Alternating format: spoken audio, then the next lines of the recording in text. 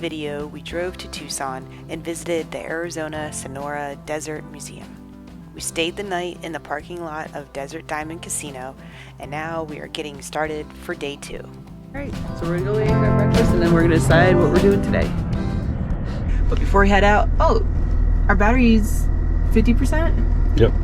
So we were down to 30, and then the solar is charged back up to 50, and we just started the van, so we should probably jump up here quickly. We'll probably just charge it super quick, but plus we have a lot of sun, and as long as our solar's working.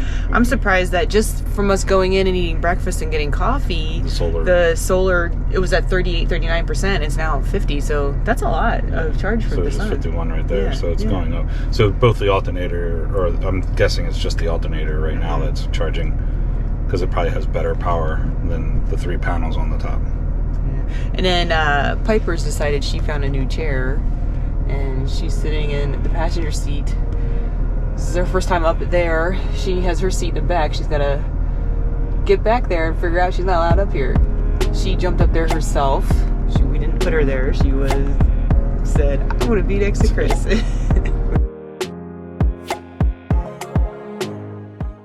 The Biosphere 2 is located about 45 minutes from the casino in Oracle, Arizona, at the base of the Catalina Mountains. We purchased tickets for a tour online and decided to check it out for the morning.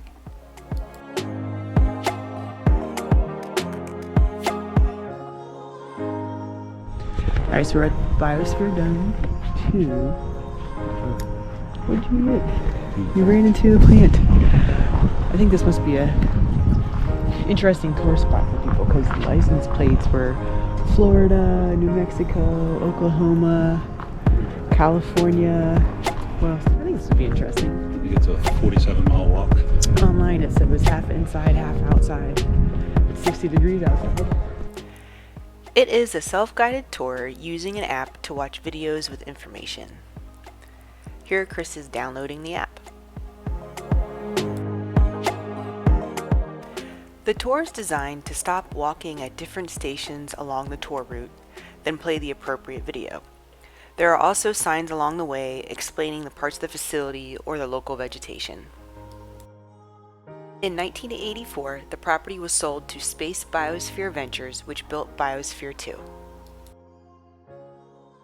The Biosphere building is a 3-acre facility complete with a rainforest, a farm, and fully individualized living facilities for the staff. The living facilities were designed like actual apartments, with living rooms, bedrooms, bathrooms, and so forth. They also had a community fitness center and library. The domes that Chris is pointing to here is the living facilities. The big dome on the way top is the library. One of the videos that we watched mentioned that a lot of the staff did not use the library because it had a winding staircase going up to it that was a pain in the butt getting up and down. This is the front door. The actual door was sealed for 2 years. No one was allowed in or out. Here is the community kitchen area. Everyone pitched in cooking and cleaning up. They ate the food they grew. The farm was not as productive as anticipating, leading to a decreased calorie consumption. They did have some livestock, such as a few chickens and goats, but mostly they consumed a plant-based diet. The objective was to create an environment for the group inside to live completely independent from the rest of the world. They accomplished this for 2 years with 8 people from 1991 to 1993. The facility was designed with its own power center using generators with 2 separate fuels, diesel and natural gas. This way they had a backup if needed. The Biosphere habitat contained 10 apartments. The living room was downstairs with the bedroom upstairs. Each crew member was allowed to decorate their own apartment. The Biosphereans constantly monitored the temperature in the habitat. If the temperature rose too high, an alarm would go off. However, the same alarm would sound if the goats escaped from their pen, which they did quite often. We are now walking down into the lower habitat area, which is the orchard. Here the Biosphereans tried to grow coffee. but it was a lot of work and took many resources. They were able to have about a cup of coffee almost every 3 weeks. They also tried to make wine using bananas they grew. The Biosphere experiment faced a few challenges. One concern was how confinement affected the social and psychological health of the staff. Another challenge was the lack of food. Farming did not produce as anticipated. One more challenge was the oxygen level dropped to 14.2%. Normal air that we breathe is 22% oxygen. The habitat was designed to use the rainforest photosynthesis production to control oxygen flow. Since this did not meet expectations, and for the safety of the staff, external oxygen needed to be pumped into the system around day 500 of the experiment. There's ants inside the biodome. Look at them all.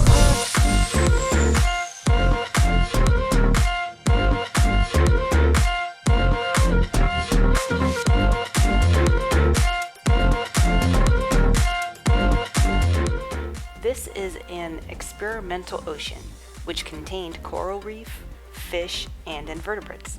The scientists were experimenting to see how a rise in CO2 levels affected coral reefs. Currently, there are no living coral reefs here. This needs to go to the nurse. Oh, it's a fever tree?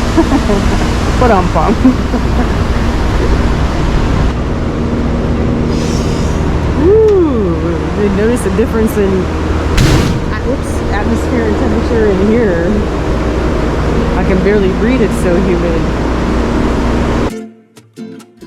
The rainforest section not only contains plants, but also bugs, spiders, and reptiles. In 2011, the University of Arizona took over ownership of the property and the biosphere. The university still conducts environmental research here. We wrapped up the biosphere tour by walking through the gift shop, then decided we wanted to look for a short hike somewhere in the area, so we headed out.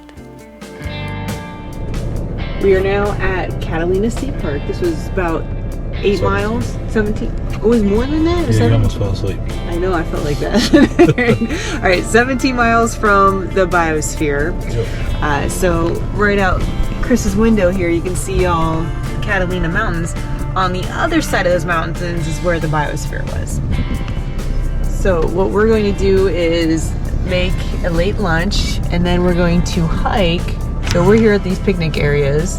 We're gonna hike over here. There's some Hohokam ruins to check out. So we'll go on a hike and check that out. Yep. First we made lunch, then had a quiet time eating with the door open. The weather was perfect this day. All right, we just cleaned up after lunch. We cooked for about, you think 15 minutes?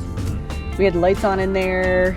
We had the exhaust fan on there. We used the power to run the water. So we started at 100%, and that brought us down to 85%. So not bad. Cooking at 420 degrees for about 10 minutes. Well, about 5 to 10 minutes, but probably a little bit more. Okay. But yeah, so 15%. And now it's charging. 19 hours and 6 minutes with both running in there, just the fan. Okay. And the refrigerator's been on the whole time. Refrigerator, all the other stuff, yeah. Okay. All right, so we're finding what's called the Hohokam ruins.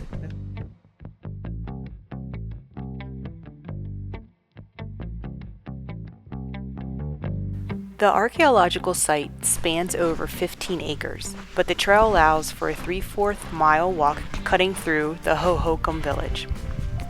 Remnants of the village walls and the walls of the homes still stand.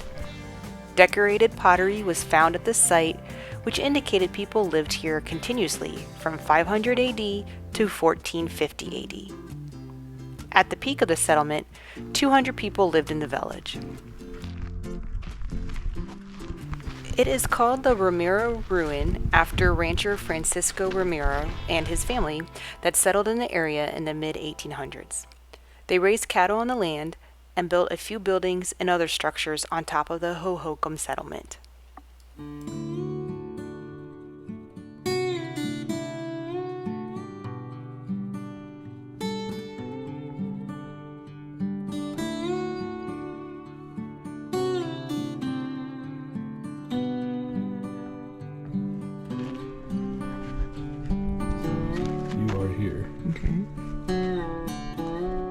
guess we walked all the way through that. Okay. Oh yeah, right there. Like this is probably what we just looked at then too. So we're here. So you've just walked the length of the compound, a straight line distance of slightly 250 feet since you entered the walled village. Very small village. Yeah.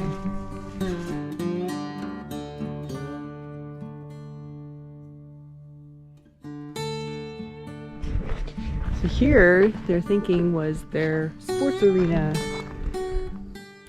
Ball courts are found throughout Arizona at many prehistoric sites. Archaeologists know that the structure was used as a ball court because 3 rubber balls have been found at other Hohokam sites. So we ran into a couple who was explaining this cactus. It's over 200 years old, and it fell down about a month ago in a big windstorm. They said that the newspaper press was out here, National Enquirer, they said it was out here. So it's like a big deal, they were explaining, because it's so old. And it was just living a month ago.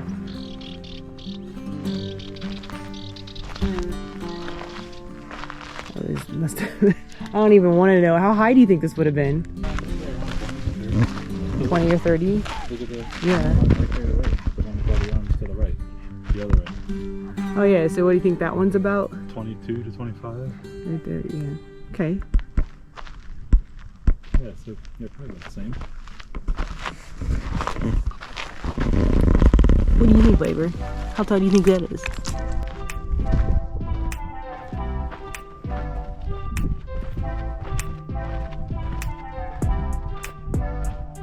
Oh, there's like twins growing up next to each other.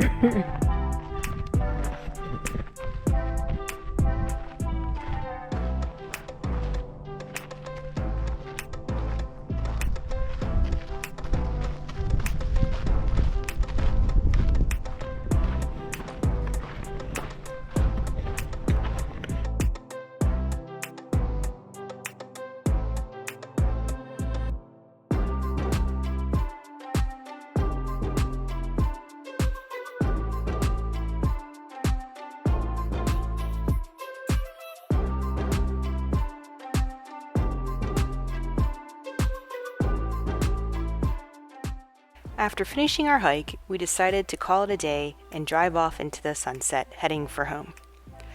Thank you for watching. See you in the next video. Remember to subscribe and click the thumbs up button.